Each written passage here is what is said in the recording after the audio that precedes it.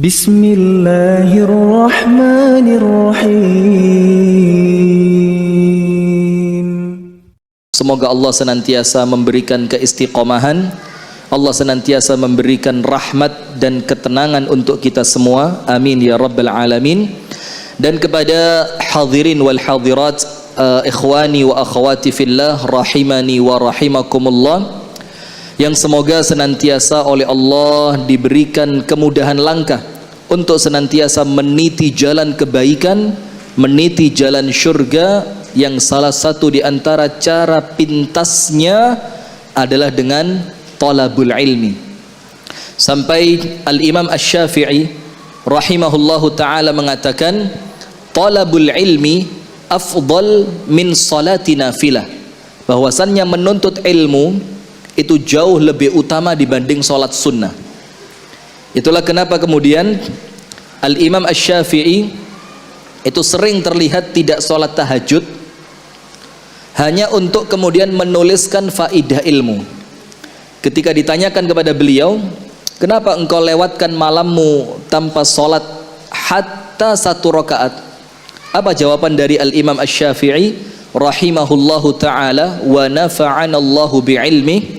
Semoga Allah merahmati Al-Imam Asy-Syafi'i dan menjadikan kita mampu mengambil manfaat dari ilmunya. Amin ya rabbal alamin. Maka jawaban beliau, karena kalau sholat hanya untukku, kebaikannya untukku, pahalanya untukku, sementara apabila aku mencatat faidah ilmu, maka untukku ketika hidup dan setelah mati, dan untuk orang-orang setelahku. Jadi artinya talabul ilmi semacam ini, kebaikannya itu Anda yakini bukan hanya untuk Anda. Bahkan ketika keberkahan majelis ta'lim ini Anda bawa pulang, maka rumah tangganya insya Allah sakinah, rumah tangganya penuh dengan rahmah, rumah tangganya senantiasa dinaungi malaikah, dan rumah tangga yang insya Allah di dalam naungan pertolongan Allah subhanahu wa ta'ala. Nah, itulah kenapa kemudian Al-Imam Ahmad ibnu Hanbal dengan keluasan ilmunya, siapa yang tidak kenal Imam Ahmad? Ya, Abu Abdillah Ahmad ibnu Hanbal. Itu sampai di penghujung usianya masih mengejar ahli ilmu untuk mendapatkan ilmu darinya. Bayangin, ini sekelas Imam Ahmad. Lah kita ini Imam tempe tahu. Ini Imam Ahmad sampai usia tua itu masih mengejar seorang alim untuk mengambil ilmunya. Insya Allah semua tahu ceritanya kan. Jadi suatu hari ada seorang alim dari luar kota yang datang ke tempatnya Imam Ahmad ibnu Hanbal, dan Imam Ahmad mendapatkan beritanya terlambat, sehingga Imam Ahmad baru tahu ketika seorang alim ini sudah akan beranjak pulang.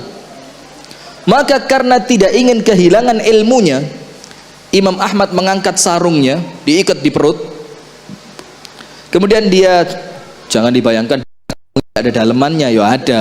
Ibu-ibu langsung, oh, jangan anu bu ya, tolong bu ya, masjid bu ya, ada dalemannya model begini. Cuma saya salah, ini tidak boleh warna kulit seharusnya. Jadi kalau orang ngelihat nanti kira, oh alah, ini ada dalemannya. Sudah, sabar ya, sabar ya. Nah, sudah diangkat itu sarungnya, diikat di perutnya, kemudian sendalnya dipegang pakai tangan kiri, buku dan tintanya dipegang di tangan kanan. Lari dia, tak tak tak tak tak tak. Imam Ahmad lari. Maka ada satu haters, biasalah ya, haters ini di mana-mana lah. Kadang-kadang yang bikin repot ini apa? Hatersnya cuma 1, akunnya 20. Wih, yang satu pakai nama Susi 1, Susi 2, Susi 3, Susi 4, Susi 354, sak macem ya. Itu nyerang semua. Dan sayangnya kita kepikiran sama yang haters itu. Buat apa? Buang-buang waktu ya. Jadi dari 20 komen yang baik, cuma ada 2 komen yang tidak baik. Yang antum pikir yang mana? Yang 2 yang tidak baik. Ibu-ibu upload foto, misalkan habis selfie gitu kan, ting gitu, diupload. Semua bilang, oh barakallahu fik ukhti, lagi di mana oh enak ya jalan-jalan sama suami, sing loro, pamer, sing kepikiran sing loro itu. Iya banda. Itu artinya Anda tidak bisa mengontrol emosi, Anda terlalu disetir sama orang lain. Sudah, maka ketika Imam Ahmad lari, dia lari, ada satu temannya Imam Ahmad yang memang tidak seneng ngelihat, karena subhanallah kebetulan larinya Imam Ahmad ini bersamaan dengan anak-anak kecil. Yang kalau bahasa Magelang mungkin nguber layangan pedot. Sudah baca layangan putus? Sudah baca? Yang lebih parah dari itu banyak, Bu. Kenapa kok ini begitu viral? Karena kemudian pelakunya pelaku dakwah. Maka hati-hati orang-orang yang bergerak di dunia dakwah ini, Anda ditunggu kepelesetnya sama orang. Maka orang yang sudah hidup di dunia dakwah harus lebih apa? Hati-hati. Nah, sudah bareng sama anak-anak kecil lari. Maka sama temannya dibilang apa? Ya Aba Abdillah, ila mata tamshi ma'as sibyan. Abu Abdillah, panggilannya Imam Ahmad ya. Mau sampai kapan kamu lari-larian sama anak kecil? Apa kata Imam Ahmad? Dilihat, pongiki maneh gitu loh. Artinya dia juga orangnya. Ini lagi orangnya. Apa Imam Ahmad katakan? Ilal maut. Sampai mati saya bakal lari sama mereka. Karena orang ini tidak tahu. Imam Ahmad berlari bukan untuk mencari dunia, akan tetapi Imam Ahmad berlari untuk mengejar surga. Maka Imam Ahmad katakan, aku akan terus mengejarnya sampai aku mati. Nah, ini manusia sekelas Imam Ahmad. Di dalam riwayat yang lainnya dikatakan bahwa Imam Ahmad Ibnu Hanbal itu bajunya tidak ada yang bersih. Karena orang zaman dulu gamisnya tidak seperti kita, warna-warni begini. Kok itu kok pas ya? Janjian antum sama saya. Jadi tidak ada gamis warna-warni, ada gamis warna pink, ibu-ibu kali ya. Gamis warna merah, hijau, putih, kuning. Rata-rata orang zaman dulu putih. Nah, sementara Imam Ahmad kemana-mana bawa pulpen tinta, sehingga bajunya itu senantiasa kotor dengan noda apa? Tinta. Maka orang yang tidak suka ngomong juga, Ahmad mau sampai kapan bajumu kotor karena tinta ini? Ilmumu sudah tinggi, anak-anakmu sudah cukup mengambil ilmu dari kamu, biarkan mereka yang melanjutkan. Apa Imam Ahmad katakan? Ini kalimat yang sangat masyhur dari Imam Ahmad yang wajib dimasukkan ke fikirannya para penuntut ilmu. Apa kata Imam Ahmad? Ma'al mihbarati ilal maqbarati. Aku akan terus bersama mihbarah. Mihbarah itu tempat tinta. Orang zaman dulu kan kalau mau nulis celup tulis, itu namanya mihbarah. Imam Ahmad bilang ma'al mihbarati, aku akan terus membersamai tempat tinta ini ilal maqbarati. Sampai mana? Sampai kuburan. Artinya tidak ada untuk berhenti cari ilmu. Antum tahu Al-Imam Abu Thahir? Al-Imam Abu Thahir ini ulama besar. Itu dia mengatakan tabawwaltu baulad dam fi tariqil ilmi marratain. Marratun fi Baghdad wa marratun fi Makkah.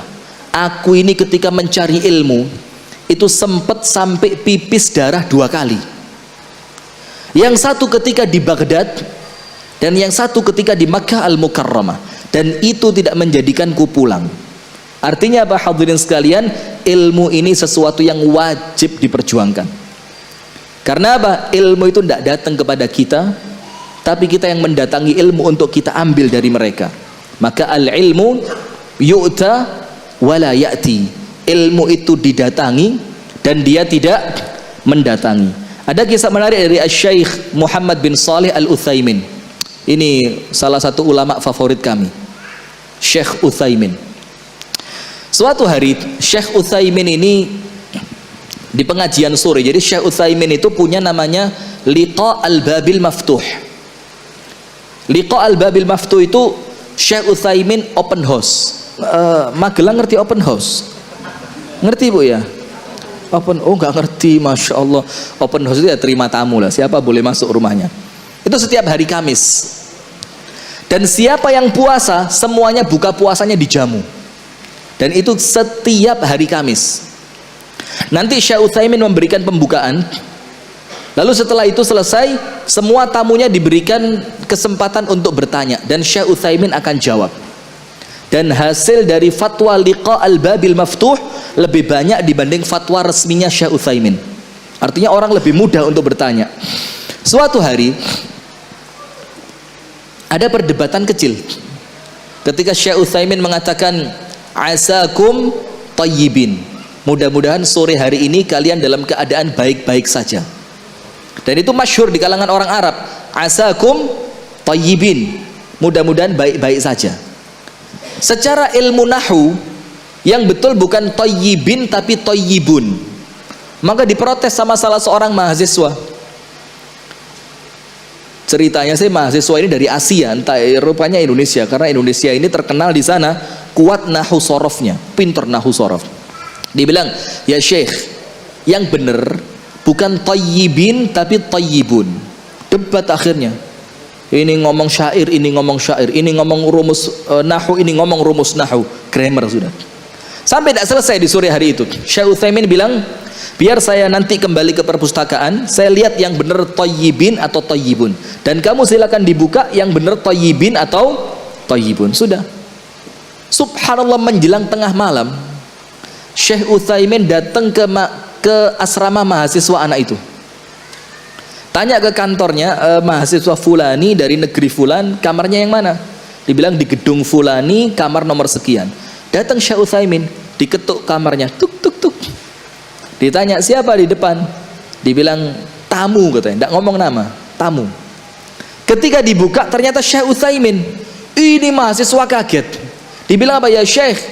Kalau antum punya keperluan, antum telepon di resepsionis bawah, ana datang ke rumah antum. Dibilang sama Syekh Utsaimin apa? Tidak. Karena kamu yang betul. Bukan asakum thayyibin, tapi betul omonganmu asakum thayyibun. Dan inilah keluar kalimatnya, al ilmu yu'ta wala ya'ti. Dan ilmu itu didatengin siapa yang benar dan bukan mendatangi. Nah, itulah hadirin yang semoga kita berdoa kepada Allah, mudah-mudahan kita sama Allah diberikan istiqomah di atas jalan ilmu. Amin ya rabbal alamin. Dan kita memohon kepada Allah semoga ilmu yang telah Allah karuniakan kepada kita, Allah jadikan ilmu yang manfaat. Amin ya rabbal alamin. Kemudian berikutnya salawat beserta salam. Ini baru muqaddimah loh ya. Semoga salawat beserta salam semoga tercurahkan kepada uswah kita, Nabi besar Muhammad sallallahu alaihi wasallam. Yang suatu hari ada seorang laki-laki datang sama Rasulullah. Laki-laki ini tanya, ini hadis riwayat Al-Imam Bukhari dan Al-Imam Muslim dengan sanad yang sahih. Itu laki-laki tanya, moro-moro ujuk-ujuk datang tanya, ya Rasulullah, akhbirni mata sa'ah. Ya Rasul, kiamat kapan? Dan panjenengan lihat dalam ilmu hadis, yang tanya kapan kiamat kepada Rasul itu 3 kelompok manusia. Nomor 1, malaikat Jibril. Tanya dalam hadis Arba'in Nawawiyah. Tanya, Muhammad kapan kiamat? Nabi Muhammad bilang, mal mas'ulu anha bi'a'lama minas sa'il. Yang ditanya tidak lebih pintar dibanding yang tanya. Artinya ente sama ana sama-sama tidak tahu. Itu yang pertama. Yang kedua, orang kafir Quraisy.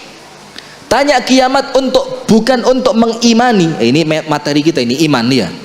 Bukan untuk mengimani, tapi tanya kiamat untuk mendustakan. Dan yang ketiga, laki-laki muda ini datang dia, datang sama Rasulullah tanya, ya Rasulullah, mata sa'ah. Ya Rasul, kiamat itu kapan? Lihat jawabannya Rasul. Ini menunjukkan apa? Ilmu balaghah. Artinya apa? Menjawab orang sesuai dengan keadaan orang itu. Jadi ada orang yang tidak perlu dijawab dengan dalil. Ada orang yang tidak perlu dijawab dengan serius. Ada orang yang cukup kita senyum sama dia. Ada orang yang kita cukup say hello sama dia. Oh, say hello keren ya. Maaf saya dari kampung Inggris, jadi ya language little I can lah. Sudah. Karena kan kampung ya, jadi Inggris kampungan gitu. Jadi jangan disalahin. Saya juga tidak tahu kenapa kok dijenengi kampung dulu, kok sini gitu loh. Wong Inggris tapi kok kampung gitu. Ya Allah, tapi sudahlah biarin. Sudah. Maka laki-laki ini dijawab sama Rasulullah, kamu tanya kiamat? Naam, kapan kiamat? Apa jawabannya Rasul? Cukup satu. Wa ma ista'adatta laha. Kamu tanya kiamat ini, persiapanmu apa? Cukup, selesai. Karena apa? Tidak penting kita repot dengan tanda-tanda kiamat, tidak penting kita repot dengan simbol-simbol, tidak penting kita repot menakuti umat Islam dengan sesuatu yang bikin mereka, oh sudah deket ya, cepat nikah lah.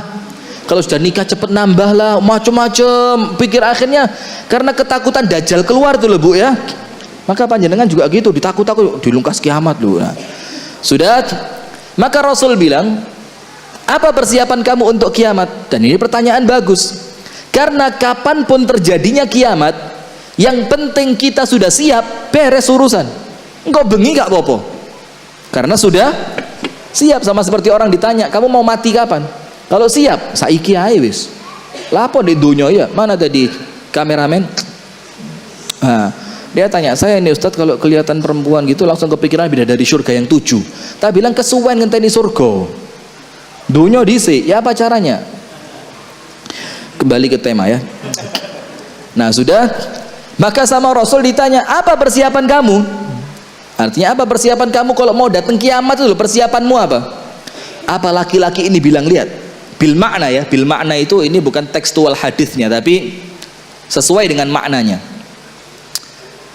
La syai'a ya Rasulullah, saya tidak punya persiapan apapun. Lihat ini menunjukkan bahwa mereka berani bertanya apapun di hadapan Rasul. Menunjukkan apa? Rasul itu orangnya humble luar biasa.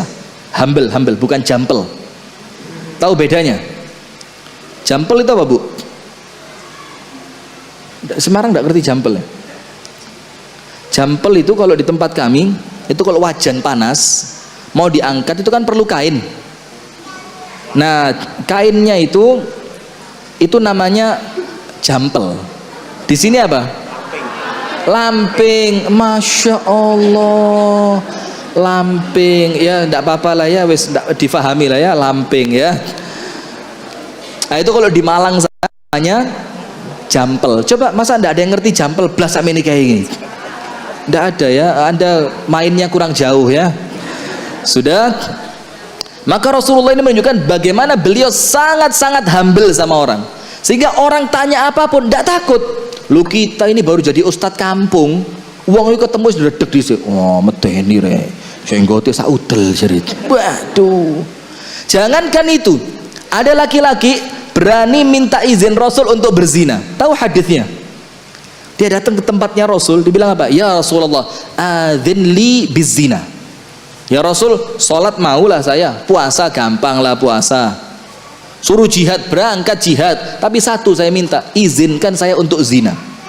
Bayangin Pak, Anda bayangkan dengan seakan-akan di depan Anda itu Rasul, Anda yang tanya ini. Dan Anda tidak merasa takut itu. Ini menunjukkan bagaimana Rasul sangat-sangat penyayang kepada umatnya. Dan Rasul jawabnya tidak langsung, kamu tanya zina, tidak tahu anak Rasul. Tidak pakai begitu. Rasul jawabnya apa? Sini. Bagaimana? Kamu punya kakak perempuan? Ada. Kamu punya bibi perempuan? Ada. Kamu punya ibu? Ada. Bagaimana kalau mereka itu semua dizinai orang? Oh, tak potong lehernya. Maka Rasul bilang apa? Yo sama. Orang lain pun tidak terima ketika kakak perempuannya, adik perempuannya, bibi perempuannya, ibunya dizinai sama kamu. Mikir dia, ini artinya apa? Ada orang yang tidak perlu kita ngomong dengan dalil. La taqrabuz zina, innahu kana fahisyatan wa lagi wis kemecer kok metu dalile. Tidak nyambung. Maka itulah beda bahasa dakwah dengan bahasa hukum. Ngerti tidak? Kalau bahasa hukum, Ustadz, khomer bagaimana hukumnya? Haram. Tapi kalau bahasa dakwah ada orang lagi gini. Innamal khamru wal maisir rijzun min amali syaitan. Ketahuan diuncali botol sampean tok. Beda antara bahasa dakwah dengan bahasa hukum. Nah, maka Rasul bilang sama laki-laki ini, ketika kamu tidak ridho keluarga perempuanmu dizinai, orang lain juga tidak ridho. Sama Rasul dipegang dadanya. Allahumma tahhir qalbah. Ya Allah, sucikan hatinya. Ketika anak ini keluar bilang apa? Ketika aku datang sama Rasul, tidak ada yang aku inginkan kecuali zina. Dan setelah aku pergi, tidak ada perbuatan maksiat yang paling aku benci melebihi zina. Lihat cara dakwahnya Rasul ini. Tidak kemudian langsung menjudge. Tahu film Justice Bu? Nah, ini angkat. Kalau tahu film itu cepet-cepet tobat ya. Artinya Anda tidak muda lagi itu. Nah sudah, ini maka Rasulullah begitu. Nah maka laki-laki tanya kiamat ini dengan modal apa? Tidak punya persiapan, berani tanya kiamat. Ya Rasulullah, mata sa'ah, kiamat kapan? Rasul bilang, persiapanmu apa? Tanya-tanya kiamat itu kamu siap tidak? La syai', saya tidak punya persiapan. Lu Helu, tidak punya persiapan, tapi berani tanya kapan kiamat. Bahkan dirinci sama anak ini, la shalah, wala siyam, wala sadaqah. Salat sunnah tidak pernah, puasa sunnah tidak pernah, apa mana sedekah? Tidak punya. Tapi saya punya satu modal. Apa modalmu? Ghaira anni uhibbullaha wa rasulah. Cuma ya Rasul, saya ini cinta betul sama Rasulullah. Sama kamu saya cinta mati, kata laki-laki ini. Maka Rasul bilang apa? Absyir, berbahagialah kamu. Kenapa begitu? Anta ma'aman ahbabt. Karena kamu nanti di hari kiamat Allah bangkitkan bersama orang yang kamu cintai. Kata Anas bin Malik, ini hadis Nabi yang aku hafalkan banyak. Tidak ada hadis Nabi yang paling membahagiakan aku kecuali hadis ini, kata Anas. Kenapa begitu? Karena aku cinta Rasulullah, aku cinta Abu Bakar, aku cinta Umar, dan aku berharap karena cintaku ini nanti aku dikumpulkan bareng mereka, walau lam a'mal bi'amalihim, walaupun amalku belum sama dengan amal mereka. Lihat ini. Nah, maka kita kumpul di sini hadirin untuk menumbuhkan minimal lah. Kalau iman belum kuat-kuat betul, kalau ibadah belum 100% keren, kalau maksiat belum sampai ditinggalkan total, minimal kita memunculkan bagaimana kita cinta sama Allah, bagaimana kita cinta kepada Rasulullah sallallahu alaihi wasallam. Nah, sekarang begini. Ada satu hadis Rasulullah sallallahu alaihi wasallam yang ini perlu menjadi renungan kita bersama. Ini hati-hati betul, hati-hati betul. Dan ingat, saya senantiasa menyampaikan kalau ada acara keluar kota semacam ini. Jadi ketika saya berceramah di hadapan hadirin, ini yang paling penting untuk mendengarkan ceramah itu saya sendiri. Baru kemudian bisa didengarkan oleh hadirin sekalian. Ada satu hadis yang sahih. Itu ketinggalan ya. Ada satu hadis yang sahih. Jazakallah khairan. Yang hadis ini disebutkan oleh Rasulullah sallallahu alaihi wa alihi wa sahbihi wasallam. Begini teksnya. Badiru bil a'mali fitana. Bersegeralah kalian beramal. Dan ini konsep akhir zaman. Bukan simbol akhir zaman, la. Ini konsep akhir zaman. Rasul bilang, badiru bil a'mali fitanan. Cepat-cepatlah kalian beramal sebelum datangnya fitnah. Nah, sekarang coba lihat ibu-ibu. Kita disuruh cepat-cepat beramal. Lah terus kita bisa beramal apa kalau kita tidak pernah duduk di majelis taklim? Susah. Maka duduk di majelis taklim, untuk kita pulang kita bawa amal. Dan Rasul katakan sebelum datangnya fitnah. Sekarang coba jawab ibu-ibu. Yang bisa jawab saya kasih hadiah umrah. Bagi yang mampu ya. Itu kenapa? Udah masuk saya suruh bayarin. Wah. Fitnah itu apa? Fitnah itu salah satu maknanya apa? Disebutkan oleh salah seorang sahabat Nabi bahwasannya fitnah itu apabila di hadapan kalian ada dua perkara dan kalian disuruh milih salah satu di antara dua, maka kalian tidak tahu mana di antara dua ini yang hak dan yang batil. Artinya wis tidak mampu membedakan mana yang benar mana yang salah. Itu fitnah. Nah, kalau zaman ini datang, maka kita tidak ngerti mana amalan yang sunnah, mana yang bid'ah, mana amalan yang sesuai dengan tauhid, mana amalan yang nyerempet syirik, mana sesuatu yang diperbolehkan oleh syariat dan mana sesuatu yang dilarang oleh syariat. Wes tidak ngerti. Bahkan mohon maaf, jauh sebelum ini, bukan hari ini, kira-kira berapa tahun yang lalu, ada seorang artis dangdut, hadanallahu wa iyyahu, semoga Allah memberi hidayah kita semua, amin ya rabbal alamin, ya rabb ya rabb. Itu ketika diboikot sama artis dangdut yang lain, insya Allah nanti lama-lama Anda ngerti siapa orangnya. Karena yang dianggap jogetan terlalu seronok, mencemarkan nama baik dangdut. Sejak kapan dangdut itu baik ya? Mencemarkan nama baik dangdut itu. Akhirnya diboikot sama artis-artis dangdut, termasuk pentolannya dangdut Indonesia. Tidak sebut nama. Kode etik ya. Ada kode etik jurnalistik. Nah sudah, akhirnya kemudian ketika diwawancarai salah satu entertainment, insya Allah ibu-ibu lebih ngerti lah. Kan entertainment ya, gosip-gosip itu kan Masya Allah paling cepet itu. Sekarang yang lagi panas siapa Bu? Yang di Lambe Turah, kemudian Mak Nyinyir. Coba angkat tangan yang follow Lambe Turah coba. Jujur ngaku di masjid loh ya. Yang follow Instagramnya Lambe Turah, jangan-jangan laki-laki lagi. Lek laki ikut Lambe Turah, waduh tulang lunak anak berarti. Tulang lunak, jadi kayak ikan ayam tulang lunak, jadi kremus entek itu. Atau Mak Nyinyir, coba angkat tangan Mak Nyinyir. Saya Mak Nyinyirin enggak tahu. Ketika pengajian ibu-ibu di Malang, ada satu ustadz yang terbaru, gres, si anget. Apa saya tanya? Mak Nyinyir. Saya tanya, ibu sudah follow? Ya sudah dong ustadz. Dengan bangganya dia. Subhanallah. Malang tapi Malang. Magelang beda lah. Beda tipis tapi. Sudah. Akhirnya artis dangdut ini ngomong di depan entertainment sambil nangis dia, kalau cari kerja yang halal saja tidak boleh, maka saya suruh kerja apa? Saya kaget loh, joget dangdut, nyanyi dangdut di depan laki-laki yang bukan mahram, di depannya bahkan tidak sedikit orang yang minum minuman keras, dibilang sama dia cari kerja yang halal. Katanya dia halal. Loh terus kalau itu halal, yang haram yang mana? Ini padahal beberapa tahun yang lalu. Apalagi hari ini, sampai hari ini ada seorang ustadz yang mengatakan riba itu bukan bank. Jadi riba yang haram itu bukan ribanya bank. Ada ustadz. Subhanallah, artinya betul-betul akhir zaman. Maka wasiatnya Rasul apa? Ayo cepat-cepat beramal sebelum datangnya fitnah.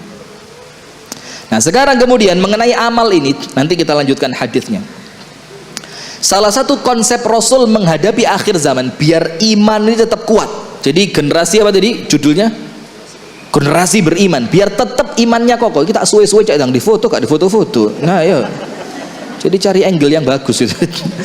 Sudah? Enggak ada bercanda. Maka konsepnya Rasul menghadapi akhir zaman ini apa? Rasul bilang cuma satu. Yang paling bisa untuk kita amalkan dan nyelamat no dunya, nyelamat no akhirat. Apa itu? I'mal ma ta'rif wada' ma tunkir.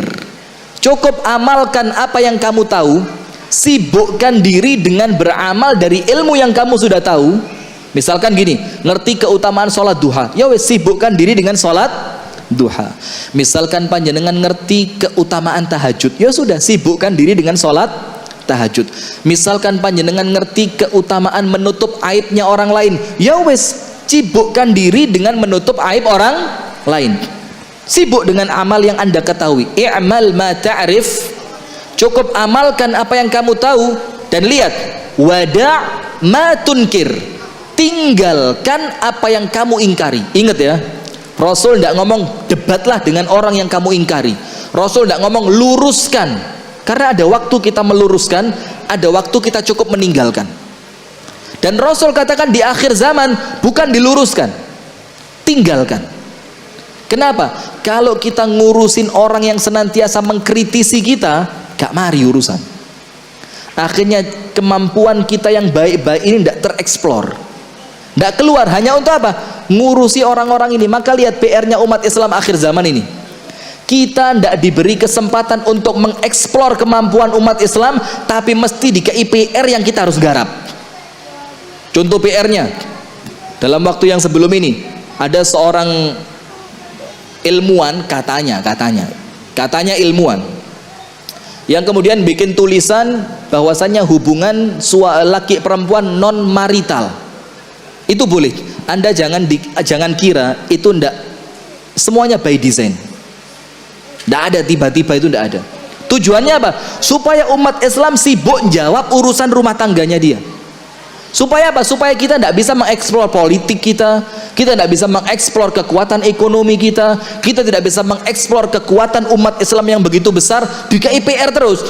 PR itu belum selesai, muncul yang baru lagi. Mana lebih hebat, Soekarno atau Muhammad? La haula wala quwata illa billah. Jadi lah kualik banding no Pak Karno be Nabi Muhammad itu loh. Ini kalau orang mikir, Pak, bukan apple to apple. Wih, keren. Apa apple to apple?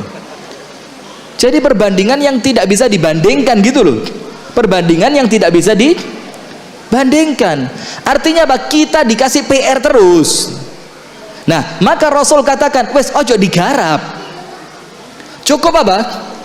Tinggalkan, ojo direken. Karena masalahnya sekarang yang memviralkan kita-kita juga. Bener enggak? Ketika dapat video potongannya di WhatsApp, langsung share grup. Kepinginnya apa? Kepinginnya seakan-akan kita yang pertama kali dapat. Woi, kok aku sing ngirimi, kok aku ngawur. Ketika dikirimi orang lain, woi kira tak kirim mang isu. Wah, masya Allah. Kita seneng juga ngikutin alur mereka. Kita seneng diskenario oleh mereka. Nah, ini artinya kita ini kurang dewasa.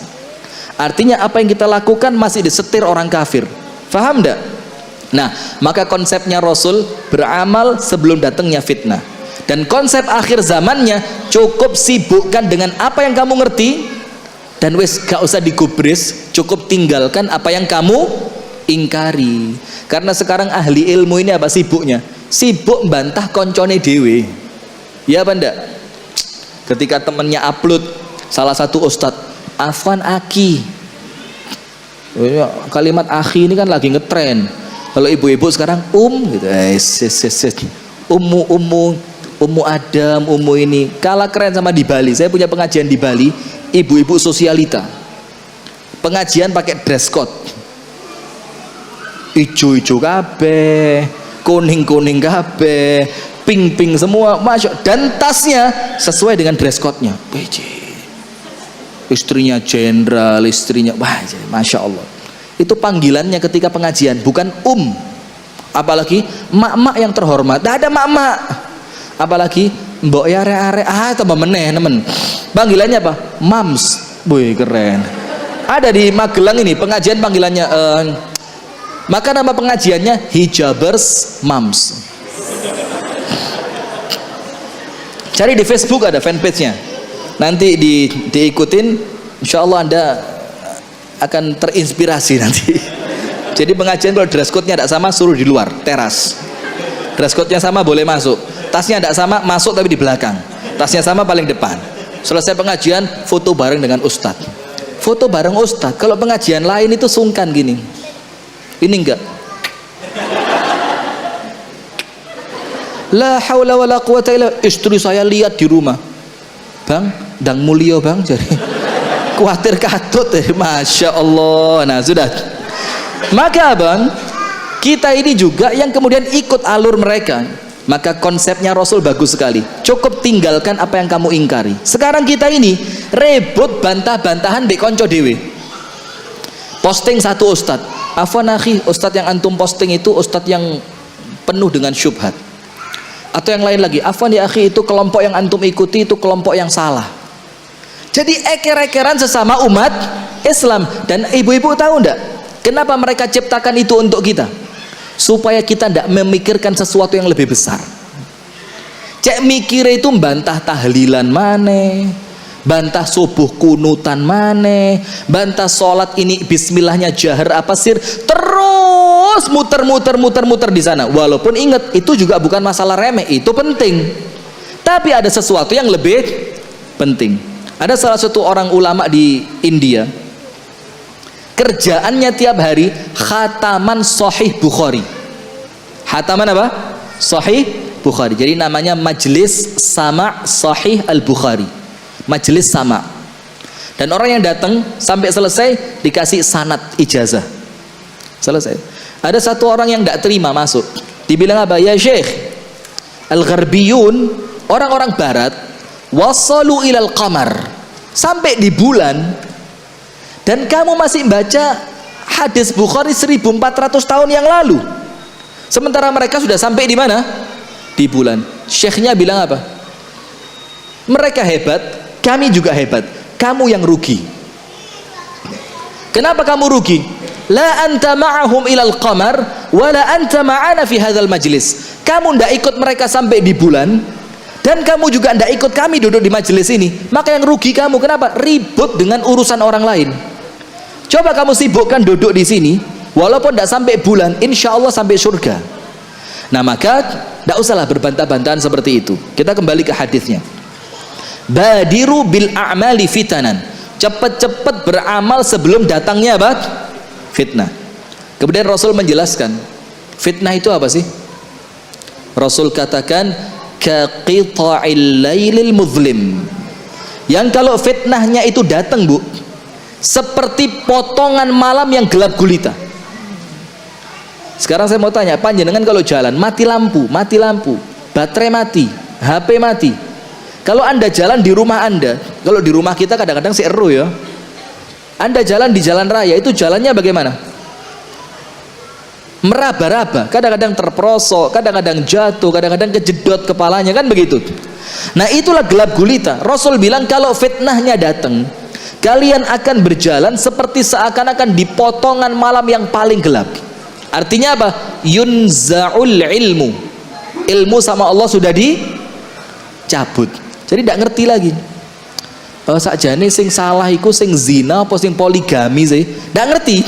Akhirnya salah nyerang. Yang diserang bukan yang zina tapi yang poligami. Antum sepakat sama ana Ustaz ya? Alhamdulillah. Berapa Ustaz? Ini atau ini? Ya mudah, karena ilmu itu menuntut untuk diamalkan.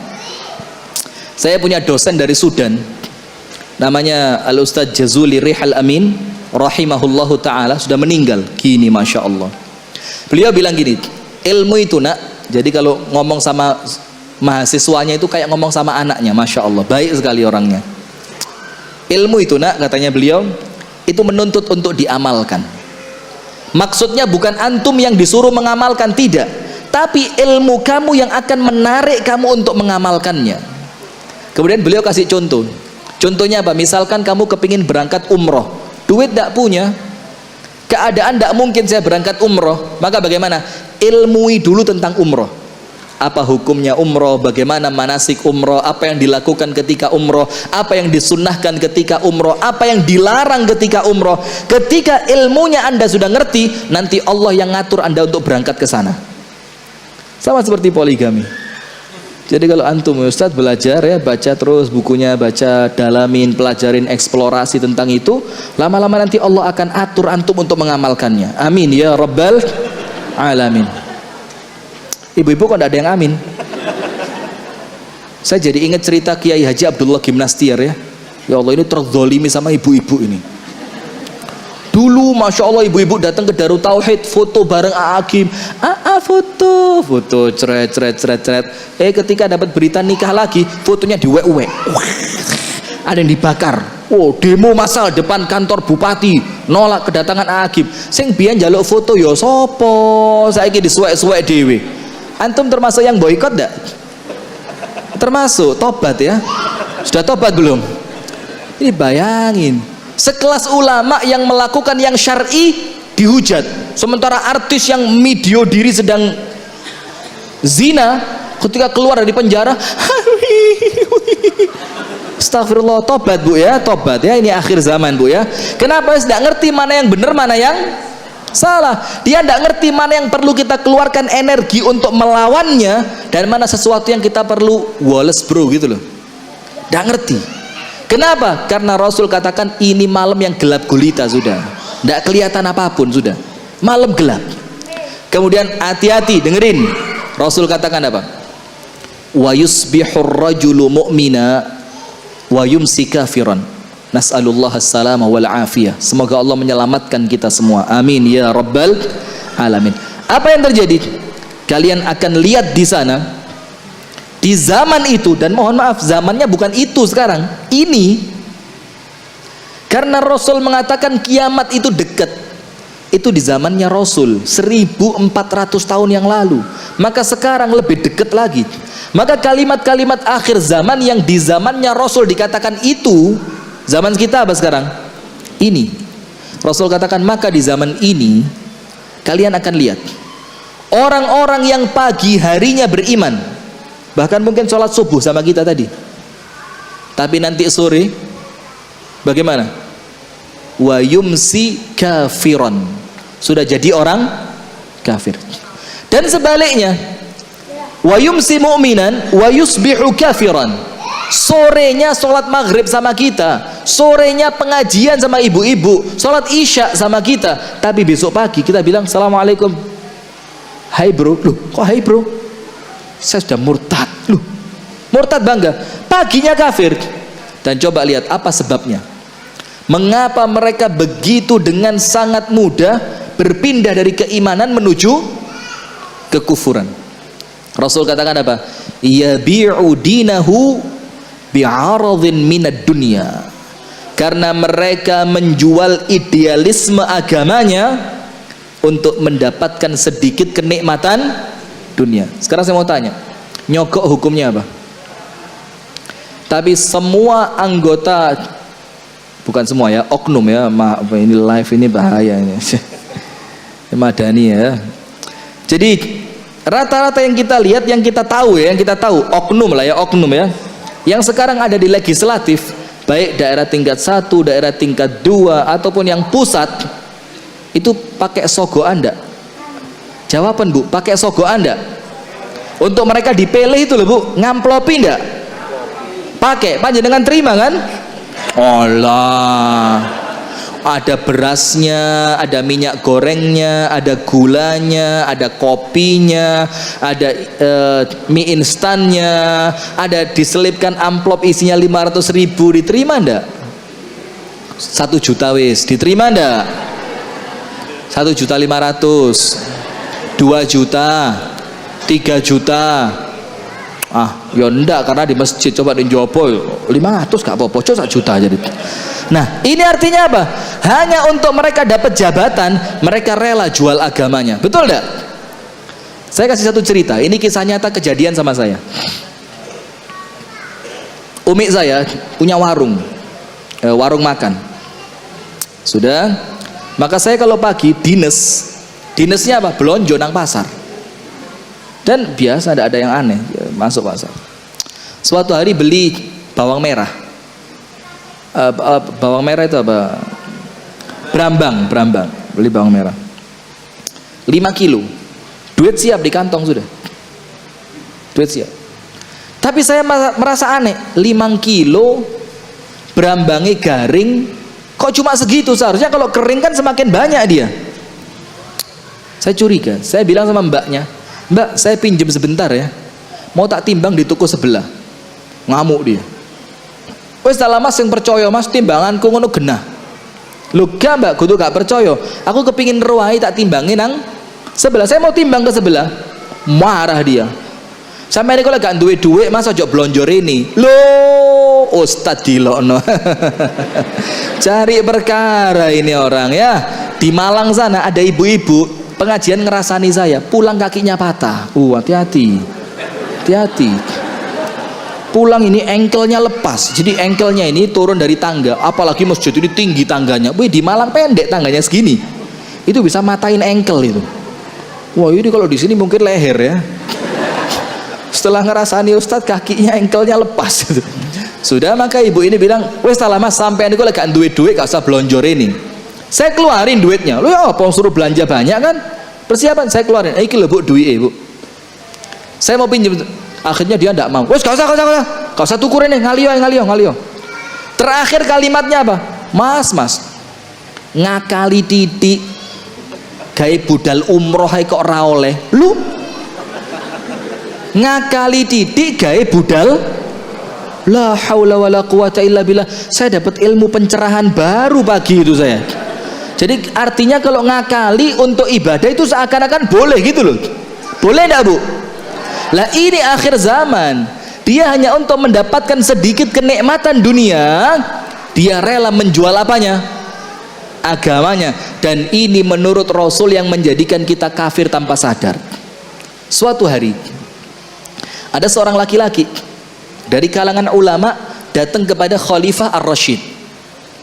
Ar-Rasyid itu Harun Ar-Rasyid datang. Lalu Harun Ar-Rasyid tanya sama ulama ini, ta'ala ya alim, sini kamu orang alim, saya mau tanya sama kamu, sampai jam berapa? Los ya 10 entek lah. Ini baru muqaddimah loh ini. Muqaddimah kok terus jadi sakarepku aku sing ceramah kok ya. Enggak ada. Jadi ditanya, ta'ala ya alim, alim sini. Saya mau tanya sama kamu, ini rumus Bu, dengerin. Ini bisa Anda bawa pulang untuk oleh-oleh. Mulai konfirmasi sama panitia. Jam piro sih sakjane ngono lho. 5 nakrahul maut. Coba jelaskan sama saya, kenapa kita ini kok tidak suka mati? Coba mohon maaf, angkat tangan yang kepingin mati coba. Angkat, enggak usah tawadhu lah, jujur aja. Monggo yang kepingin mati silakan. Angkat tangan, nanti saya calling malaikat maut dan saya bilangin. Enggak ada, karena semua di antara kita kepingin panjang umur, sehat wal afiat dalam taat kepada Allah Subhanahu wa taala. Nah, sudah. Saya kalau MC ngeluarin kertas gini wis ilfil saya sudah. Nanti ditulis, Ustadz waktu tinggal 5 menit. Di mana-mana gitu. Aman, sip. Ana paham lah ya. Nanti kita wapri aja. Insyaallah ana kasih ilmunya antum. Sudah dijawab sama alimnya apa? Jawabannya keren. Dan jawaban yang mungkin tidak terfikir di pikiran kita, ternyata itu kejadian di hidup kita. Apa itu? Li'annakum, kalian benci mati karena apa? Li'annakum, dikarenakan kalian ammartumud dunya wa kharrabtumul akhirata. Kalian membangun dunia kalian dan kalian rusak akhirat kalian. Fala tuhibbuna an takhruju minal umrani ilal kharban. Maka kalian mesti tidak akan suka pindah dari tempat yang kalian bangun dengan indahnya menuju tempat yang rusak. Betul tidak? Kepingin tidak pindah dari rumah mewah pindah ke rumah reot? Mau? Tidak mau. Contoh gini, panjenengan di Magelang ini rumahnya tidak seberapa bagus ya, rumah sederhana lah ya, yang esnya banyak gitu, rumah sangat sederhana sekali, esnya wakil sudah. Kemudian di Yogyakarta, di tengah-tengah kota, tempatnya strategis, panjenengan punya rumah yang sedang dibangun yang sangat mewah, 3 lantai. Lantai pertama untuk ruang tamu, jamuan makan, ada beberapa kamar di sana. Lantai 2 ada kolam renangnya, ada tamannya, ada minibarnya, ada perpustakaan yang ngadep ke arah matahari tenggelam. Yes, keren lantai 2. Lantai 3 ruang khusus untuk malam-malam duduk ngelihat langit. Masya Allah. Dan rumahnya luas, fasilitas mewah. Kira-kira panjenengan menanti tidak pindah ke Jogja? Menanti tidak?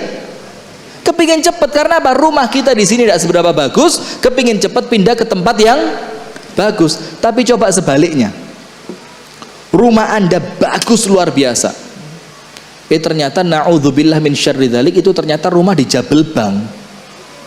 Apa di Jabelbang itu? Sita sama bang. Dan Anda kepikiran rumah mertua, wih ini PMI, pondok mertua indah pol, so nemen indai. Kenapa? Benisuk digenemi mertua. Ya ini dorong tangi ya Allah. Lha ta anake wis sore durung diadusi. Iku bojone teko durung adus. Lho aduh, terus ini. PM ini ya, ini pondok mertua. Ini yang ketahui biasa pengalaman ini. Atau bahkan mungkin masih di mertua ini ya. Nah, sudah di rumah bagus, mau pindah ke rumah mertua, kira-kira panjenengan benci tidak pindah ke sana? Benci. Dan itulah hakikat kita di dunia ini. Punya duit beli rumah. Punya duit lagi nambahi teras, punya duit lagi bikin garasi, punya duit lagi ningkat rumah, punya duit lagi beli mobil, punya duit ganti mobil. Kan terus yang kita bangun apa? Dunia kita. Ketika mau mati, apa ayatnya? Rabbi laula akhartani ila ajalin qaribin fa asaddaqa wa akum minas salihin. Ya Allah, tunda sehari ya Allah. Mau apa? Mau saya sedekahkan semua yang saya punya ya Allah, dan saya mau jadi orang salih. Kenapa begitu? Karena ketika mau mati imannya nampak. Apa imannya nampak? Dia kelihatan bahwa ternyata dunia yang dia bangun bakal dia tinggal. Sementara akhirat di depan mata yang dia sudah mengimani, dia sudah lihat, ternyata akhiratnya kosong melompong, maka dia anggap, oh ternyata rugi di dunia saya tidak beriman sama Allah, rugi di dunia saya tidak yakin bahwa sedekah itu untuk bangunan akhirat, rugi di dunia ternyata saya memanfaatkan waktu untuk yang sia-sia. Dan itu jangan sampai kejadian untuk kita ketika menjelang kematian. Nah, itu yang dapat saya sampaikan. Silakan kalau nanti ada yang beberapa pertanyaan, kalau kami mampu jawab, kami akan jawab. Kami kembalikan kepada kepada Syekh Al-Waqur Alfa. Terima kasih Ustadz, dan dipersilakan kepada jamaah untuk yang menginginkan bertanya mungkin bisa angkat tangan, atau mungkin yang angkat kaki dari sini mungkin ya Ustadz ya.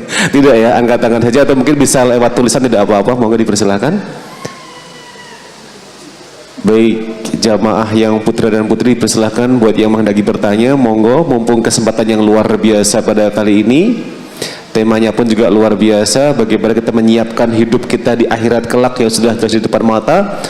Jangan sampai hidup kita malah justru terlalu sibuk memikirkan urusan duniawi Ustaz ya. Baik, dipersilahkan bagi jamaah yang menginginkan bertanya, ada kesempatan terbuka yang sangat luar biasa. Dipersilahkan. Atau mungkin mau lewat tulisan juga boleh, atau surat juga boleh kalau perlu ya. Monggo dipersilahkan kepada rekan-rekan yang sudah di tempat ini. Kesempatan yang luar biasa, mumpung Ustadz Rifki di tempat ini bisa bertanya tentang, ini bebas Ustadz ya, tema bebas ya. Oke, bebas, apapun boleh ditanyakan, dipersilahkan. Yakin nggak ada yang mau tanya nih? Ada yang mau tanya nggak nih kira-kira nih? Anteng sekali jamaahnya Ustaz. Masya Allah. Itu pertanyaan terpaksa itu. Oh ya? Ada ya? Untuk meramaikan suasana. Oke, monggo. Sebentar ini. Silakan. Kita di Pare punya teman namanya Iqbal. Ini kalau tanya, pertanyaannya mesti seru dan bikin suasana langsung cair. Maka kita simpen dia. Kalau pas tidak ada penanya, kita jawil. Bal, tako bal, mesti gitu. Biar seru. Tafadhol ya akhi. Cek. Ustaz mau tanya Ustaz, tapi agak melenceng sedikit dari tema boleh? Kalau melenceng dari tema boleh, tapi kalau melenceng dari yang lain tidak boleh. Masya Allah. Ini tentang poligami Tat. Apakah jika seorang ikhwan berpoligami, si istrinya sudah dijamin masuk surganya? Ya Tat? Ya. Demikian Tat, itu saja. Sip. Saya yakin sebentar lagi ibu-ibu akan balas pertanyaan. Bagaimana Ustadz kalau suami itu memiliki kemampuan, solih, kaya raya, tapi dia menahan diri untuk tidak menyakiti perasaan istri? Apakah suami dijamin surga Ustadz? Mau tanya gitu Bu? Saya wakili, saya paham lah. Ini betul-betul mewakili perasaanmu betul. Begini. Saya akan kasih satu kisah. Ini kisah diceritakan Syekhul Islam Ibnu Taimiyah. Jadi yang cerita bukan Pak Raden, bukan Lala. Ini yang cerita Syekhul Islam Ibnu Taimiyah. Ada seorang laki-laki solih di negeri Syam. Kerjaannya pedagang, dagang. Laki-laki ini beristri, solih luar biasa. Sebelum waktu zuhur, tokonya ditutup, dia persiapan ke masjid. Sudah kan? Suatu hari di tokonya dia, di suatu siang, ada perempuan lewat yang cadarnya tersingkap angin. Saking cantiknya perempuan ini, sampai laki-laki solih itu pun, maka mohon maaf laki-laki ya, laki-laki ini solihnya hilang kalau di depan perempuan. Hilang, kari ampas itu. Sudah, itu kebuka cadarnya, ke angin. Laki-laki itu bilang apa? Wallahi hayyaratni ma ra'aitu. Bikin ini otak saya rusak apa yang saya lihat. Saya tidak ngerti ini barang ini harganya berapa, selali sampean. Ini harganya berapa? Kulaan endi. Susah dia. Sampai perempuan itu karena merasa telah menjadi fitnah untuk si laki-laki itu, dia datang perempuan tadi sama laki-laki itu. Nikahin saya. Ini perempuan keren ini. Ini perempuan akhir zaman betulan ini. Pas perempuan akhir zaman. Bilang nikahin saya. Laki-lakinya bilang apa? Ana li zaujah, saya punya istri. Lah, tidak jadi masalah. Kamu itu jomblo 3/4. Faham? Jomblo 3/4, faham ya? Jadi jatahnya 4 baru diisi. Maka jomblo berapa? Nanti pasang status ya. Status perkawinan tulis jomblo 3/4. Ilmu itu sing dieling kok pengajiane lali sing dieling iki tok. Ah, sudah ya di hashtag nanti jomblo 3/4. Maka perempuan itu bilang, "Enggak apa-apa." Laki-laki bilang, "Saya enggak punya waktu untuk tinggal di rumah kamu. Untuk adil saya enggak bisa." Perempuan itu bilang apa? "Hatta ta'tini lahdha qabla zuhur." Saya ridho walaupun kamu cuma datang ke rumah saya beberapa menit sebelum zuhur. Setelah itu kamu balik lagi. Akhirnya namanya laki-laki kasih ikan asin. Bas kita nikah. Nikah sudah. Nikah dan sesuai dengan perjanjian. Laki-laki itu yang solih ini, pedagang ini, hanya datang ke rumahnya perempuan itu menjelang azan zuhur seperti kebiasaannya dia. Biasa toko ditutup persiapan ke masjid, sekarang toko ditutup, datang ke rumah istri keduanya. Sampai nanti azan, dia ke masjid, balik pasar. Sudah. Lama-kelamaan, istri pertamanya mulai curiga. Kok suami saya berubah ya? Biasa dia kalau sebelum zuhur itu nunggunya di masjid, sekarang kok tidak kelihatan di masjid padahal tokonya tutup. Akhirnya dia kirim budaknya, coba awasi tuan kamu itu. Dia awasi sama budaknya. Ketika tokonya tutup, diendus, tek tek tek, ternyata masuk rumah perempuan.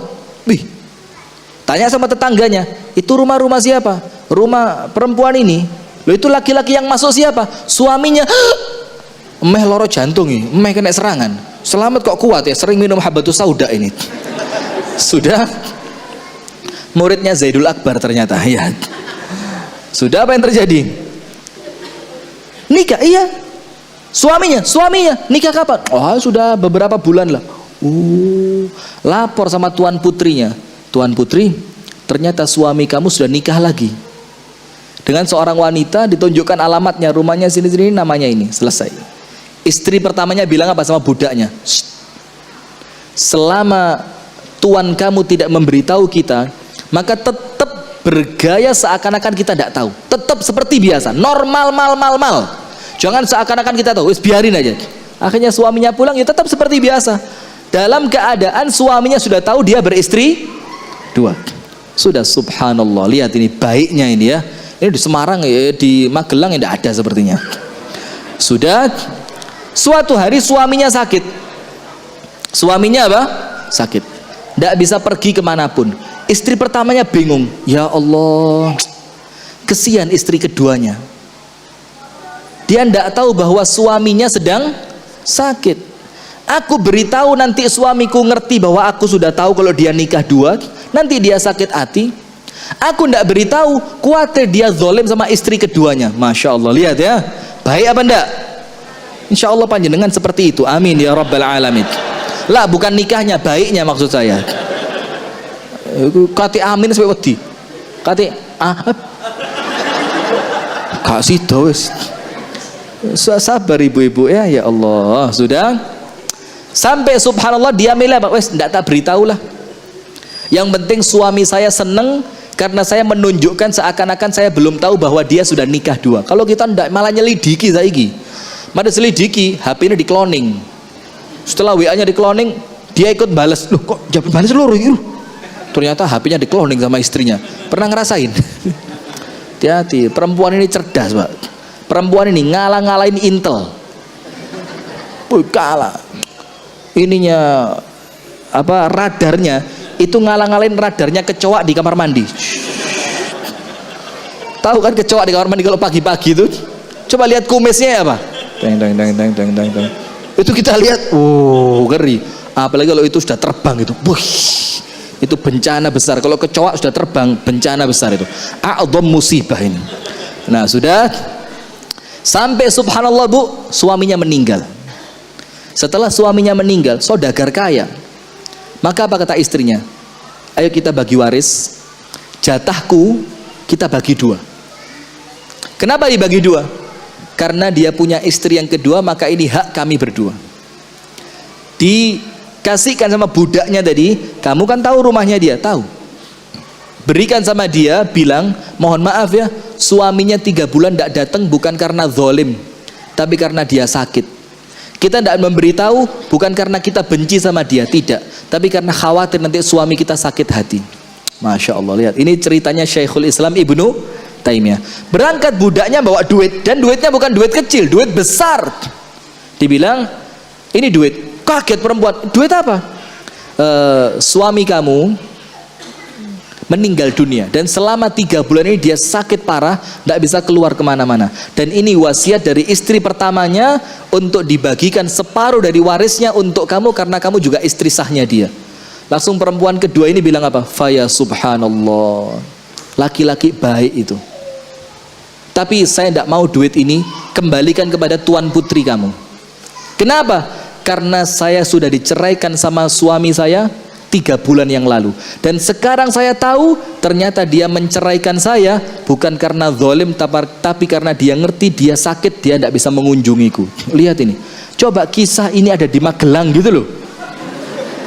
Ya apa kira-kira Ustadz Alfa ini kira-kira ya langsung Masya Allah semangat rek, golek model ngono, woi dunia gak petuk, nanti di akhirat 7 bidadari ya. Nah sudah, nah maka sekarang itu hadis mas, itu hadisnya palsu. Jadi ada beberapa hadis palsu yang memang digembar-gemborkan sama penggiat poligami.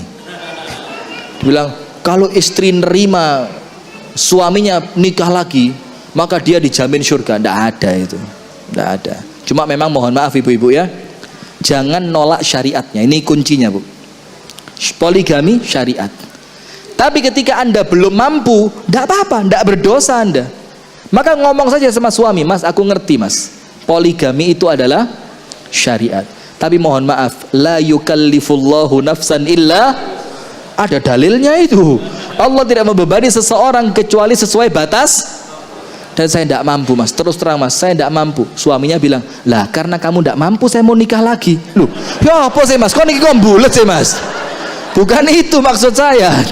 Jadi saya tidak mampu diduakan. Nah maka boleh ibu-ibu mengatakan begitu, boleh, tapi nolak syariatnya tidak boleh, haram. Karena apa? Menolak salah satu hukum Islam itu penyebab apa? Kekufuran. Wallahu ta'ala a'lam bissawab.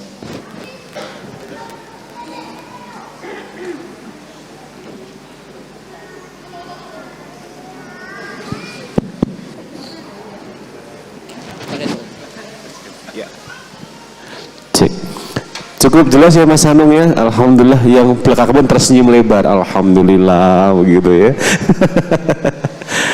Mungkin satu pertanyaan lagi Ustaz ya, satu pertanyaan lagi, oke silahkan monggo. Bismillah. Assalamualaikum warahmatullahi wabarakatuh Ustaz. Mohon penjelasannya Ustaz terkait kan istilah hijrah lagi marah ini Ustaz, istilah hijrah. Ada satu ayat kan, ya ladina amanu wa hajaru wa jahadu fisabilillah. Jadi tafsirnya apa? Kenapa kata itu seakan-akan berurutan iman, hijrah dan jihad? Kemudian korelasinya untuk hari ini apa? Karena hari ini kan banyak ikhwan, banyak teman-teman pemuda itu kan hijrah, tapi fenomenanya itu hanya berhenti di hijrah. Artinya kurang berkembang terhadap, padahal perintah Allah itu ya ladina amanu gimana yang amanu wa hajaru wa jahadu, itu intinya disuruh Allah untuk beriman, setelah itu konsekuensinya berhijrah dan berjihad. Nah ini konsekuensi logisnya seperti apa dalam tafsir itu? Terima kasih.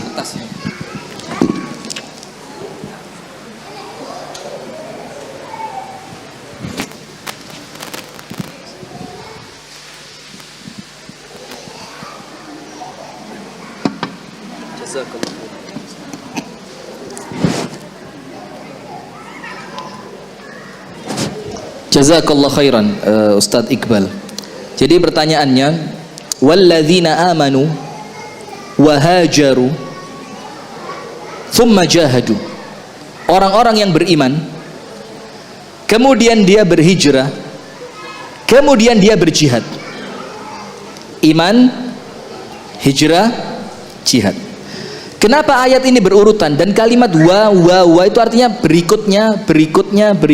Iman, hijrah, jihad. Sekarang lihat, di zaman Rasulullah ada konsep pendidikan Rasul yang luar biasa. Apa konsepnya? Al-imanu qablal Quran. Apa itu al-imanu qablal Quran?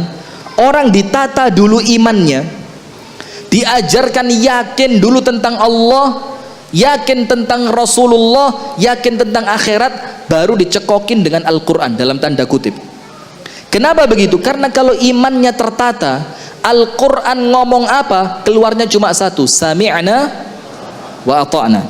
Contoh begini, 13 tahun Rasulullah di kota Mekah, ayat yang turun ayat apa? Cuma 3. Bagaimana mengimani Allah dan meninggalkan syirik, bagaimana mengimani Rasulullah bahwa dia bukan pendusta, dan yang ketiga mengimani datangnya hari kiamat. Cuma 3 ini toh. Konteks-konteks ayat Makkiyah 3 ini. Iman sama Allah, iman sama Rasul, percaya dengan datangnya hari akhir. Kenapa begitu? Memantaskan diri jadi orang beriman. Dan iman itu rasikh, masuk ke dalam hati. Contoh iman yang rasikh. Antum tahu Abu Bakar As-Siddiq ya? Sampai dibilang sama orang kafir Quraisy apa? Abu Bakar majnun kama kana sahibuhu majnuna. Abu Bakar gila seperti temannya gila, ketularan. Kenapa ayatnya? Kenapa keluar Abu Bakar gila? Ceritanya Rasul Isra wal Mi'raj. Malam berangkat, sebelum matahari terbit sudah sampai di mana? Di Mekah. Pada zaman itu perjalanan ke Baitul Maqdis sebulan, baliknya sebulan, artinya pulang pergi tanpa kegiatan di Baitul Maqdis 2 bulan. Nabi Muhammad semalam tidak sampai matahari terbit balik lagi sudah. Maka sama Nabi Muhammad diceritakan, di-clear. Tadi malam saya jalan ke Baitul Maqdis dan saya sudah kembali sebelum matahari terbit. Orang kafir bilang apa? Alhamdulillah. Udah ya, orang kafir tidak alhamdulillah ya. Wes ketepaan. Sementara ini kita bilang Muhammad gila, tapi kita tidak punya bukti bahwa Muhammad gila. Lah kok dia sendiri yang cerita ke Baitul Maqdis balik sebelum matahari terbit. Gila betulan ternyata. Sudah dipakailah kalimat ini untuk meyakinkan orang supaya orang murtad. Dan betul Pak, ada yang imannya goyah gara-gara itu. Lu wes kadung percaya mbek Muhammad lah kok ngawur ini. Sudah. Salah seorang di antara mereka ketemu Abu Bakar. Abu Bakar, junna sahibuka, temanmu majnun. Majnun itu apa? Crazy, gila. Sudah, temanmu gila. Abu Bakar tanya, lu kenapa? Iya gila, kenapa? Dia barusan ngomong, katanya tadi malam jalan ke Baitul Maqdis dan dia hari ini sudah kembali sebelum matahari terbit. Jawabannya Abu Bakar apa? In qala dzalika faqad shadaq. Kalau dia yang ngomong pasti betul, tidak pakai tapi. Dan itulah keluarnya gelar Abu Bakar sebagai apa? As-Siddiq, yang senantiasa membenarkan Rasulullah. Orang kafir bilang apa? Oh pantesan temenan akrab, podo gendengi. Rasul gendeng, pengikutnya juga gendeng. Nah ini artinya apa? Iman kalau sudah kokoh, maka pendidikannya Rasul iman dulu baru apa? Quran. Kita sekarang enggak, iman kita belum mantep, dicekoki kalimat hijrah. Ayo hijrah, terus dicekokin Al-Quran, dalil, akhirnya apa? Memberatkan. Nah, bagaimana Rasulullah membentuk iman ini? Dibikin mereka cinta sama Allah dan Rasulnya terlebih dahulu. Bagaimana caranya? Ini panjang. Pertanyaan inti mancing. Contohnya dari Ibunda Aisyah. Ibunda Aisyah bilang apa? Sekiranya ayat yang pertama kali turun dari Al-Quran adalah ayat yang mewajibkan jilbab dan ayat yang mengharamkan minuman keras, niscaya tidak ada orang mau masuk Islam. Ini omongannya siapa? Ibunda Aisyah. Artinya apa? Sama orang-orang yang baru deket sama kita, ojo setreng nemen-nemen lah. Tapi apa? Tapi ayat yang pertama kali turun mengajarkan kami untuk cinta kepada Allah dan cinta kepada Rasulnya. Cinta kepada Allah dan cinta kepada Rasulnya. Setelah kami cinta, maka kami ikut apapun maunya Allah dan apapun maunya Rasul. Nah artinya apa? Pendidikan iman dulu, imannya dikokohkan, tauhidnya digarap dulu. Nah setelah imannya kokoh, baru ada konsekuensi hijrah. Dan ingat, hijrah itu belum tentu hijrah makan. Makan bukan ini. Makan itu space, tempat. Bukan berarti hijrah tempat. Boleh jadi hijrah pergaulan, hijrah lifestyle, hijrah pertemanan, hijrah tempat kerja, hijrah akhlak yang buruk menjadi akhlak yang, karena apa? Itu konsekuensi iman. Karena hijrah didorong oleh iman, ringan. Coba lihat sahabat Nabi, hijrahnya ringan atau berat? Ringan atau berat? Kalau ngomong perjalanan ya berat ya kan, tapi kalau yang ngomong iman itu ringan. Kalau ngomongnya perjalanan ya berat, Pak. Mekah Madinah itu 500 km lebih. Dalam keadaan jalanannya masih jalanan yang terjal, tidak ada aspal, mereka dalam keadaan terbatas, dikejar-kejar ketakutan. Kalau ngomongnya manusiawi berat sekali. Tapi ketika yang berbicara iman menjadi apa? Ringan. Maka ayat ini, imanmu dulu kuatkan, baru kemudian kamu ngomong hijrah. Karena kalau hijrah pendorongnya iman, insya Allah ringan. Abu Talha menyedekahkan kebun terbaiknya, ringan. Kenapa ringan? Kalimatnya surga, kalimatnya iman. Baru setelah itu wajahadu. Kenapa hijrah dulu baru jihad? Karena tidak mungkin bisa jihad kalau kita tidak berhijrah. Hijrah itu apa sih? Meninggalkan apa yang kita suka tapi tidak disukai oleh Allah, untuk pindah kepada sesuatu yang Allah suka walaupun kita tidak suka. Sekali lagi ya, hijrah itu apa sih? Pindah dari sesuatu yang kita suka tapi Allah tidak suka, pindah ke tempat yang Allah suka walaupun kita tidak suka. Artinya mengedepankan sukanya Allah dibanding sukanya kita. Itu hijrah. Nah, kalau tidak didasari iman, tidak mungkin bisa. Kalau hijrah saja tidak kuat, mana mungkin berani jihad? Mengorbankan harta, mengorbankan waktu, mengorbankan tenaga, bahkan mengorbankan keluarga. Nah, itulah maka urutannya iman, hijrah, jihad. Nah, sekarang kemudian pertanyaan berikutnya, karena rata-rata teman-teman hijrah sekarang ini stagnan. Apa stagnan itu? Yo mandek. Karena mereka menganggap hijrah itu sekedar pindah dari yang sebelumnya. Padahal hijrah itu rukunnya dua. Dengerin ini untuk yang teman-teman hijrah ini ya. Yuk hijrah, mana? Yuk hijrah, angkat tangan. Yuk hijrah tadi yang pakai bros-bros tadi. Ayo hijrah, ayo hijrah. Oh, keren. Jangan cepet-cepet poligami ya. Ilmunya dulu. Wah, saya tidak tahu kenapa kok pertanyaannya poligami gitu. Padahal saya ini tipe laki-laki setia tuh. Waduh. Setia dengan poligami. Karena lihat, rukun hijrah itu dua. Nomor satu, kalau mau hijrah ya, ada yang ditinggalkan. Nomor satu, wajib hijrah itu ninggal. Karena hajaroh itu apa? Meninggalkan. Maka Siti Hajar, kenapa dibilang Siti Hajar?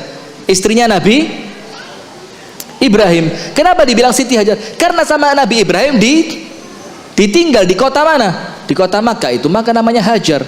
Maka hijrah itu wajib ada yang ditinggal. Itu rukun yang pertama. Tinggalkan teman yang lama, tinggalkan tempat yang lama, tinggalkan kebiasaan yang lama, ditinggalkan. Yang kedua, ada yang dituju. Kalau hijrahnya sekedar meninggalkan, tidak punya tujuan, ya wes mandek. Tapi kita hijrah ini menuju. Dan ingat, menuju itu Pak, baik, lebih baik, lebih baik, lebih baik, lebih baik sampai mati. Nah, kalau kemudian hanya sekedar meninggalkan, ya wes aku gak mabuk saya gitu. Terus mari gak mabuk terus lapo? Akhirnya berhenti, harus dituju, lebih baik. Lebih baik. Maka banyak di antara teman-teman yang hijrah itu, setelah mereka hijrah, itu mereka tidak mau di belakang. Mereka mau di mana? Di depan. Karena apa? Saya ingin menebus kesalahan saya yang dulu. Akhirnya semangat perbaikan terus ada. Kepingin maju terus, kepingin maju terus. Nah, maka supaya hijrahnya tidak stagnan, ingat, ada yang ditinggalkan dan ada yang dituju. Wallahu ta'ala a'lam bissawab. Jazakallah khairan Ustaz. Semoga jawabannya memuaskan dari pertanyaan tadi ya. Dan sepertinya sudah cukup 2 pertanyaan saja karena waktu sudah menunjukkan pukul 10 lebih 22 menit dan kita mohon Ustaz berkenan untuk menutupnya dengan doa sekaligus. Terima kasih. Jadi saya simpulkan sedikit ya. Jadi artinya begini. Bagaimana kita menjadi generasi beriman? Iman itu perlu ilmu. Iman itu perlu apa? Ilmu. Maka bismillah, duduk senantiasa di majelis ilmu. Jangan pernah bosan, karena konsekuensi iman itu adalah amal. Tidak mungkin kita bisa beramal kalau kita tidak punya ilmu untuk diamalkan. Yang kedua, ingat, ini akhir zaman. Tipis sekali untuk menjadikan kita pindah dari iman menuju kekufuran. Dan Rasul mengingatkan kita, hati-hati, sibukkan diri dengan amal. Kalau ada sesuatu yang tidak antum cocok, tidak cocok, tidak usah banyak dikomentari, cukup ditinggalkan. Mari kita tutup majelis kita di siang hari ini dengan berdoa kepada Allah, dengan harapan semoga semua teman-teman yang datang di majelis ini, baik yang mendengarkan melalui live streaming, orang yang diantara kita sedang sakit, Allah berkenan memberikan kesembuhan. Amin ya rabbal alamin. Siapa di antara kita yang memiliki harapan dan cita-cita, Allah mudahkan setiap harapan dan cita-citanya. Orang di antara kita yang datang dengan kegelisahan, Allah ganti kegelisahannya dengan kebahagiaan. Orang-orang yang datang membawa lilitan hutang, kita berdoa kepada Allah yang Maha Kaya, semoga Allah memudahkan dia untuk melunasi dan membayar semua hutang-hutangnya. Amin ya rabbal alamin.